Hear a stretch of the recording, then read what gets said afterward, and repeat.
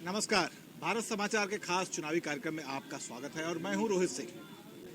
जैसा कि आप जान रहे हैं, लोकसभा का चुनाव अपने पूरे स्वभाव पे आ चुका है। जैसे जैसे तापमान बढ़ता चला जा रहा है, चुनावी तापमान भी लगातार उसी तरह बढ़ रहा है। हालांकि बीच बीच में मौसम थोड़ा शांत हो रहा है, थोड़ी ठंडक आ रही है, हल्की बूंदाबांदी हो रही है, लेकिन चुनावी तापमान कहीं से कम नहीं हो रहा है, बल्कि बढ़ता चला जा रहा है। आज हम जनता का मूड जानने आए हैं भदोही लोकसभा में। भदोही की जब हम बात करते हैं तो हमारे जेहन में तमाम कालीन और दरी उद्योग जो कौंधने लगते हैं, कालीन उद्योग के लिए जनपद भदोही जाना जाता है।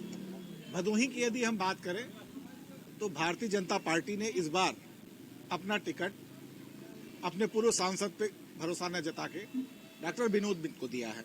तो वहीं गठबंधन की तरफ से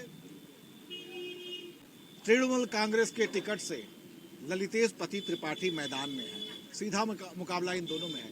ललितेश पति त्रिपाठी कभी कांग्रेस के दिग्गज कहे जाने वाले पूर्व मुख्यमंत्री कमला पति त्रिपाठी की चौथे पीढ़ी की हैं और जाति समीकरण को देखा जाए तो ब्राह्मण हैं। भदोही में ब्राह्मण काफी प्रभावित करते हैं मतदाताओं को। बहरहाल जनता का मूड क्या है, किस करवट भदोही में उठ बैठेगा, किधर जाएगा, शुरुआत करते हैं। यहाँ पे तमाम लोग यहाँ पे बैठे हुए हैं। हम शुरुआत करते हैं पप्पू तिवारी जी से। पप्पू जी, आप बताइए, आप किस पार्टी को बिलोंग करते हैं? भारतीय जनता पार्टी। बस सवाल ये है कि आपके पार्टी ने अपने सांसद का टिकट क्यों काट दिया, और जो भी आए हैं तो भदोही की जब भी बात होती तो सबसे पहले यही आम मतदाता कहते हैं कि यहाँ के लोकल आदमी को कोई टिकट नहीं देता। किसी की भी बात करें, सिर्फ भाजपा की बात नहीं करें, सपा कहें। ये तो शीर्ष नेताओं की बात है। और लोकल की जहां बात कर रहे हैं, लोकल तो प्रधानमंत्री जी नहीं है और लोकल तो यहाँ कांग्रेस के भी प्रत्याशी नहीं है, भी बाहरी हैं, बाहर के रहने वाले हैं। इनके फादर पहले यहाँ चुनाव लड़े थे, ब्राह्मण समाज इनका मान सम्मान किया और चुनाव लड़ने के बाद फिर कभी लौट के नहीं आए, जनता के दुख दर्द में कभी शामिल नहीं हुए, भी भगोड़े हैं, बाहरी हैं। तो क्या मुद्दा हावी रहेगा? अगर एक आम मतदाता वोट देने जाएगा तो क्या सोच के जाएगा, किस लिए किसको वोट दें?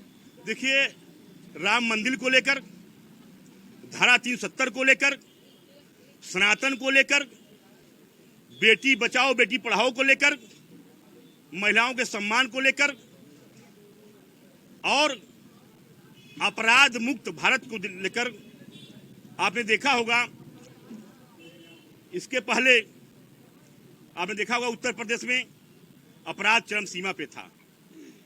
अपराध की कड़ी बहुत तगड़ी थी, अपराधी खुलेआम अपराध करते थे, गुंडई होती थी।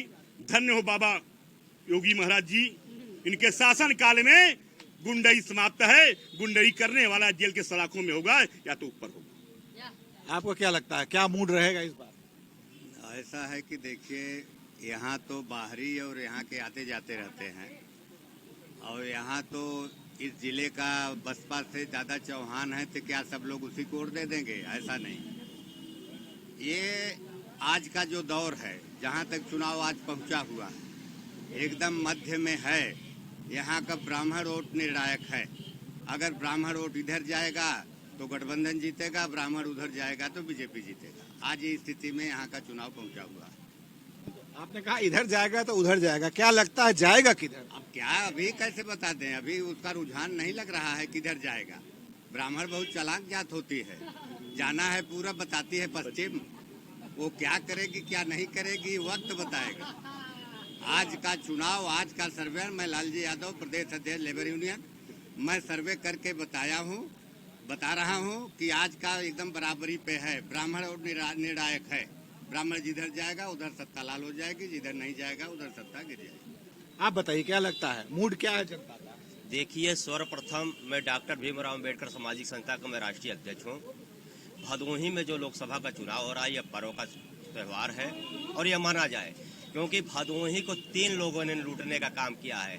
पहला नेता, दूसरा अधिकारी और तीसरा यहाँ के कालीन निर्यातक, और तीनों लोगों ने आज़ादी के बाद से लूटने का काम यहाँ किया है। न तो शिक्षा सही है, न तो बेरोजगारों को नौकरी मिल रही है और न तो यहाँ बहन बेटियों की सुरक्षाएं सही है, और थाने में अगर जाया जा रहा तो उनकी FIR तक नहीं लिखी जा रही है, और महिलाओं का शोषण किया जा रहा है। मुद्दा कौन सा हावी रहेगा, ये सब सारी चीजें तो जग जाहिर है, कोई नई बात नहीं। मुद्दा तो महंगाई है और भ्रष्टाचार है। यहाँ पर सर्वप्रथम महंगाई चरम सीमा पर है, और यहाँ पर जो यहाँ के सांसद हुआ करते हैं कि पार्लियामेंट में आज तक एक भी प्रश्नकाल इन्होंने नहीं किया। गरीब जनता के लिए नहीं आवाज उठाई, मजदूरों के लिए आवाज नहीं उठाई। यहाँ कालीन के लिए सिर्फ आवाज उठाया गया है, एक्सपोर्टरों के लिए ही आवाज उठाया गया है सांसद। मुझे ऐसा सांसद नहीं चाहिए कि वो सिर्फ एक्सपोर्टर का काम करे, मुझे ऐसा सांसद चाहिए कि बहन बेटी की सुरक्षा हो सके। यहाँ कालीन निर्यातकों के जो कंधे से कंधा मिलाकर चल रहे हैं वो मजदूरों के साथ काम करे, मुझे ऐसा सांसद चाहिए।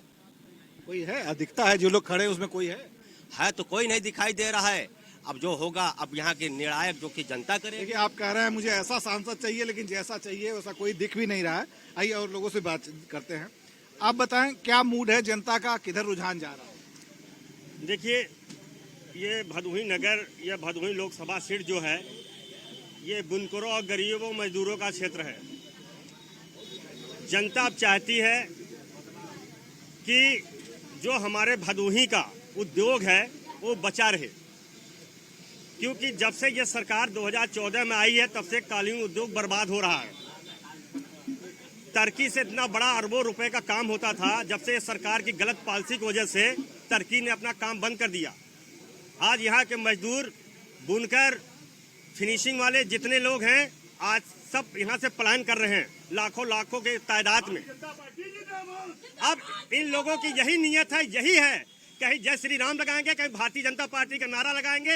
ये बताइए कि नारा लगाने का समय है या अपने भदोही को उद्योग बचाने का समय है? अगर भदोही को उद्योग बचाना है तो जैसे सब्सिडी कांग्रेस सरकार में सब्सिडी दिया था उसी तरीके से सब्सिडी ये सरकार ने बंद कर दिया है। जिस तरीके से आज बांग्लादेश में कालीन का काम हिंदुस्तान से बढ़ गया है, पाकिस्तान में हिंदुस्तान से ज्यादा कालीन बढ़ गया है। जो कालीन भदोही के अंदर दुनिया के कोने कोने में जाने वाली क्षेत्र है, जब से ये सरकार आई है कालीन उद्योग को बर्बाद कर रही है। टर्की जैसे अरबों रुपए काम करने आपने बड़ा सही सवाल उठाया, इसीलिए हम सांसद चुनते हैं कि हमारी बात को कोई संसद में उठाए। आप पिछला इतिहास उठा के देख लिए, कई बार से जो भी सांसद बन रहा है आवाज नहीं उठाता है, और उसका कहीं न कहीं कारण कि वो लोकल नहीं होता। यहाँ हम बता दें कि फूलन देवी यहाँ से सांसद रह चुकी हैं। फूलन देवी भी कहाँ दूर से आती थी, दस्यु सरगना थी, लेकिन उन्होंने प्रतिनिधित्व किया था सिर्फ इसलिए यहाँ उनकी बिरादरी के लोग लाखों में हैं। तो जब बाहर के लोगों को हम जिताएंगे, उनको अपना रहनुमा बनाएंगे, तो हम आपका हमारा दुख दर्द कितना जानेंगे। यही बात तो जनता को समझ में आ गया है। हमारे जो इंडिया गठबंधन के जो प्रत्याशी हैं वो बाहरी नहीं हैं। आप देख लीजिए उनका चौथी नस्ल से अब तक कि उन्होंने देश के लिए, प्रदेश के लिए क्या किया है, ये एक एग्जाम्पल है। और आप भी यहीं के रहने वाले, आप भी जानते हैं कि कमलापति त्रिपाठी जी ने क्या किया है, क्या करने की ख्वाहिश रखते हैं। कांग्रेस जब रही है तो ये उद्योग आकाश पे था, इसे डॉलर नगरी के नाम से भी जाने लगा था। जब से एक सरकार आई है तब से सर्वनाश के नाम से भदोही जाने लगी है। यहाँ के लोग जा रहे हैं आपके पंजाब में, हरियाणा में जा रहे हैं, किस लिए? गेहूं की कटाई करने के लिए, बुनाई काम छोड़ के लिए। आज लाखों लाख लोग आज बेरोजगार हो गए हैं। ये बताइए, भाई साहब दहाड़ रहे हैं तो आप बड़ा मंद मुस्कुरा रहे हैं, क्या कारण है? देखिए, इनके जो बात थी बिल्कुल सही है, और यहाँ पे स्थानीय मुद्दों की कोई बात नहीं कर रहा है।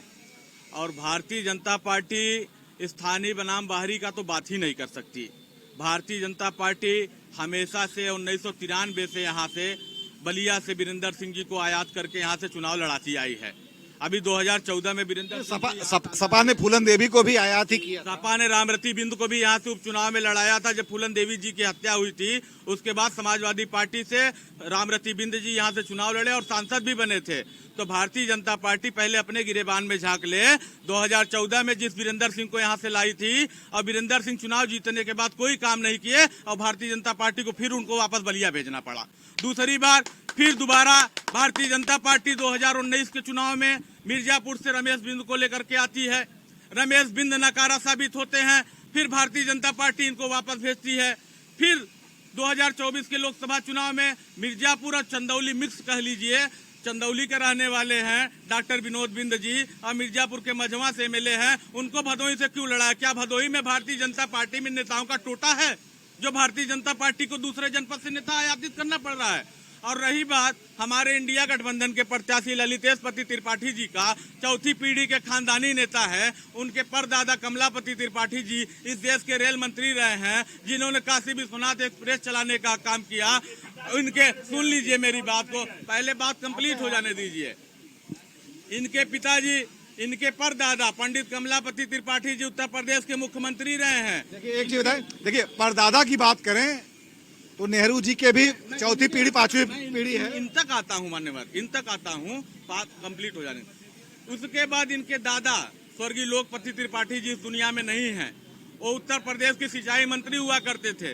जनपद भदोही अविभाजित बनारस का हिस्सा था। 30 जून 1994 के धरती पुत्र माननीय नेताजी ने ज्ञानपुर मुख्यालय आकर के जनपद घोषित किया, भदोही जिला बनाया। उसके पहले बनारस का हिस्सा था भदोही। और स्वर्गीय लोकपति त्रिपाठी जी जब उत्तर प्रदेश सरकार में सिंचाई मंत्री हुआ करते थे, उनके द्वारा लगाए गए ट्यूबवेल आज भी किसानों को पानी देने का काम करते हैं। वही पंडित श्यामधर मिश्रा, पंडित श्यामधर मिश्रा ने किया है। ना ना ना ना ना ना, पंडित श्यामधर मिश्रा ने किया है। कुछ नहीं, कुछ नहीं, हाँ, कुछ नहीं, कुछ नहीं, कुछ नहीं जो आप बात करते हैं। मेरी बात पूरी आप कंप्लीट हो जाने दीजिए। तो सही बात है, वो भी कांग्रेस के थे, दूसरे पार्टी के नहीं थे। कांग्रेस ही लेकर आया है। पप्पू भाई भाजपा लोग स्वीकार कर रहे हैं। ट्यूबवेल है, एक ट्यूबवेल आप नहीं लगाए हैं, एक ट्यूबवेल नहीं लगाए हैं। खोला है 1947 से देश आजाद हुआ। मैं उनसे पूछता हूँ, क्या आप स्वीकार करते हैं कि कांग्रेस नहीं कराया? नहीं नहीं भाई, कांग्रेस कहा की थी। श्यामधर मिश्रा किस पार्टी के थे? सुनिए सुनिए, अभी कांग्रेस ने इनको धक्का मार के, सुनिए, अभी हसनैन भाई बोल रहे हैं सपा अपराधियों की पार्टी है। सुनिए, अपराधियों की पार्टी है। आप देख रहे हैं यहाँ दंगा हुआ करता था। यही अपराधी पार्टी कह रहे, समाजवादी पार्टी के साथ जब सरकार थी, सरकार में थे। जब बसपा की सरकार बनी तो बसपा में गए। आज भारतीय जनता पार्टी की सरकार बनी, आज भारतीय जनता पार्टी, कांग्रेस की पार्टी आएगी, कांग्रेस पार्टी में सपा ने इनको धक्का मार के भगा दिया। कुछ नहीं, यहाँ गुंडाई होती थी। यहाँ 70 साल कांग्रेस थी, 70 साल कांग्रेस। देखिए हम लोग थोड़ा, हाँ ठीक है, हम लोग मुद्दों से भटक जाते हैं। आप बताए जनता का मूड क्या रहेगा? देखिए, जनता का मूड बदलाव का है। अब बेरोजगारी की योजनाएं कोई नहीं उठा रहा है, सभी लोग अपराधी की बात, बेरोजगारी की बात कीजिए ना। हम नौजवान हैं, हमको जो है रोजगार चाहिए। 5 किलो अनाज देके जो है और आप वोट ले रहे हैं। 5 किलो पर बिक रहा है आदमी। रोजगार चाहिए, हमको रोजगार चाहिए। हम लोग दर दर भटक रहे हैं, रोजगार की कोई बात नहीं कर रहा है। मुद्दे की बात कीजिए, आप जमीन पे आइए। आपका लड़का, आप पूंजीपति हैं तो स्टैंड कर देंगे, इसका रोजगार कर लेगा। और जो लोग नौकरी खोज रहे हैं वो कैसे रोजगार करेंगे? रोजगारी की बात करिए, बात कर रहे हैं। पंडित जवाहरलाल नेहरू से आज पप्पू भी चले आए। वो परिवारवाद की बात है ना। भरे कर रहे हैं, कह रहे हैं, भाई साहब कह रहे हैं कि रोजगार की बात करिए। रोजगार क्यों नहीं हो रहा है भाई? पंडित जवाहरलाल नेहरू, इंदिरा गांधी से लेकर आज रोजगार करते चले आ रहे हैं। पप्पू जी करते चले आ रहे हैं। आज जितना विकास हुआ है 5 साल में, कभी हमारे मोदी जी प्रधानमंत्री है। शिक्षा मित्रों को उन्होंने कहा था अपने भाषण में परमानेंट करने के लिए, और उन्होंने परमानेंट नहीं किया। देखिए, अभी हमारे पप्पू तिवारी मेरे मामा लगते हैं, हम बहुत देर सुन रहे हैं। इन्होंने अभी कहा था पहला शब्द जो आपने वेट लिया, प्लीज यार, आपने जब इनका डिबेट लिए तो बोले राम मंदिर 370 धारा। ये क्या इससे पहले राम जी हमारे नहीं थे? क्या इससे पहले हमारे ईश्वर नहीं थे? बात सुनो यार, मतलब देखिए, बोले राम, ये बताइए किसकी नहीं, ये किस? यार चुप तो यार, शांत रहिए, शांत रहिए, शांत रहिए। आप बोलिए, आप अपनी बात बोलिए, आप अपनी बात। भाई चलिए, आप हमको आपको ईश्वर ही नहीं लेके आया। आप लोग की इतनी हिम्मत नहीं, ईश्वर को लेके चले आएंगे। स्वयं लाते हैं। आप बोलते रहिए। एक मिनट, मैं सबको शांत करना चाहूंगा। मैं आप बचा सके, वोट उसी को देना जो चोरी बचा सके, वोट उसी को देना जो कुटिया बचा सके, वोट उसी को देना जो बिटिया बचा सके, वोट उसी को देना जो सनातन धर्म बचा सके। बेटा बैठ जाओ, सनातन धर्म बचा बेटा सके। बैठो, सुनो और सभी लोग साथ। मिनी पाकिस्तान के आए हुए प्रत्याशी को हम चुनाव जिताएंगे। बंगाल में मिनी अरे ये बताओ, पाकिस्तान। तुम वोटर हो? हाँ भाई, 25 साल के वोटर है। दूसरा वोटर है बूथ अध्यक्ष है। मेरा नाम अंजलि भोरिया है। मैं भारतीय जनता पार्टी से बूथ अध्यक्ष हूँ पुनः 2 बार, और इस बार क्या कहते हैं मैं IT विभाग से हूँ। IT विभाग से हो? हाँ, वोट उसी को देना मेरा निर्णय है। सभी से माताओं बहनों से हाथ जोड़कर वोट उसी को देना जो कुटिया बचा सके, वोट उसी को देना जो बिटिया बचा सके, वोट उसी को देना जो सनातन धर्म बचा सके, वोट उसी को देना जो चूड़ी बचा सके। ये बड़ा जबरदस्त आक्रोश उसी को दिया जाएगा, नोटा पे दबाया जाएगा, कोई योग्य नहीं है, यहाँ का कोई स्थानीय नहीं है, नोटा पे और दबाइए, कोई योग्य नहीं है। रमेश बिंदु इसके बाद दिखाई नहीं दिया, रमेश बिंदु नोटा पे इस तरह नहीं होता है, इस तरह नहीं होता है। आपको जो बात शांति से होना चाहिए। आप अपनी बात नहीं थी, मणिपुर में बेटियां नहीं थी, मणिपुर में बेटियां नहीं थी। वहाँ कौन सा नेता क्या भाजपा का बताइए, प्रधानमंत्री ने। आप लोग कृपया बैठेंगे। मुद्दों की बात कोई नहीं करेगा। आप मुद्दों की बात बैठ जाइए। मुद्दों की बात 4 मई भाजपा गई, मुद्दों की बात 400 पार भाजपा, 400 पार भाजपा। तो आप मुद्दों की बात कीजिए। मुझे लगता है बैठिए। ये हम भदोही में हैं, जबरदस्त गर्मी, सियासी पारा आप देख सकते हैं। क्या हाल है इस सियासी पारे का, आप देख सकते हैं। हर बात हो रही है, लेकिन सिर्फ मुद्दों की बात यहाँ की जनता नहीं करना चाहती है, क्योंकि जानती है असली जब मुद्दा आ जाएगा तो जनता जाग जाएगी, और जनता जब जाग जाएगी तो ये क्या करेगी ये सबको पता है। बहरहाल ये भीड़ तंत्र जिसे लोकतंत्र कहा जाए वो साबित हो गया कि ये भीड़ तंत्र है, और भीड़ तंत्र का यही चेहरा है। नीरज जायसवाल के साथ रोहित सिंह, भारत समाचार, भदोही।